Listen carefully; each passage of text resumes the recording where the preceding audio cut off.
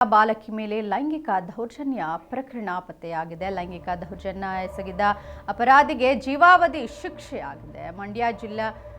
ಮಂಡ್ಯ ಜಿಲ್ಲಾಸ್ಪತ್ರೆ ನ್ಯಾಯಾಲಯದ ಆದೇಶ 23 ವರ್ಷದ ಶಿವಣ್ಣ ಎಂಬಾತನಿಗೆ ಜೀವಾವಧಿ ಶಿಕ್ಷೆ. 2023 ಡಿಸೆಂಬರ್ 11ರಂದು ನಡೆದಿದ್ದ ಲೈಂಗಿಕ ದೌರ್ಜನ್ಯ ಇದು. 53 ವರ್ಷದ ಶಿವಣ್ಣಗೆ ಈಗ ಜೀವಾವಧಿ ಶಿಕ್ಷೆಯನ್ನ ನೀಡಿ ಕೋರ್ಟ್ ಆದೇಶಿಸಿದೆ. 3 ವರ್ಷದ ಬಾಲಕಿಯ ಮೇಲೆ ಲೈಂಗಿಕ ದೌರ್ಜನ್ಯ ಪ್ರಕರಣ ನಡೆದಿತ್ತು.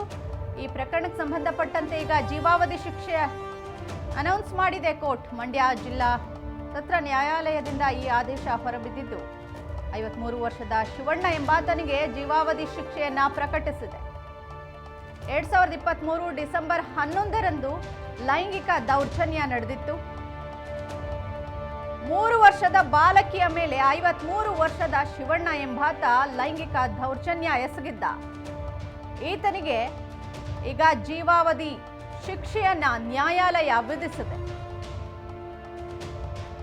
53 ವರ್ಷದ ಶಿವಣ್ಣ ಎಂಬಾತ 3 ವರ್ಷದ ಮಗುವಿನ ಮೇಲೆ, ಕೇವಲ 3 ವರ್ಷದ ಮಗುವಿನ ಮೇಲೆ ಲೈಂಗಿಕ ದೌರ್ಜನ್ಯವನ್ನ ಎಸಗಿರ್ತಾನೆ ಈತ. ಈಗ ಕೋರ್ಟ್ ಈತನಿಗೆ ಜೀವಾವಧಿ ಶಿಕ್ಷೆಯನ್ನ ಪ್ರಕಟಿಸಿದೆ.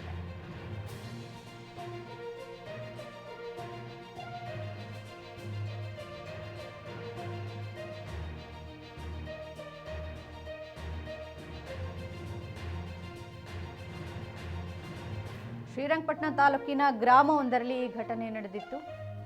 53 ವರ್ಷದ ಶಿವಣ್ಣ ಎಂಬಾತನಿಗೆ ಈಗ ಜೀವಾವಧಿ ಶಿಕ್ಷೆಯಾಗಿದೆ.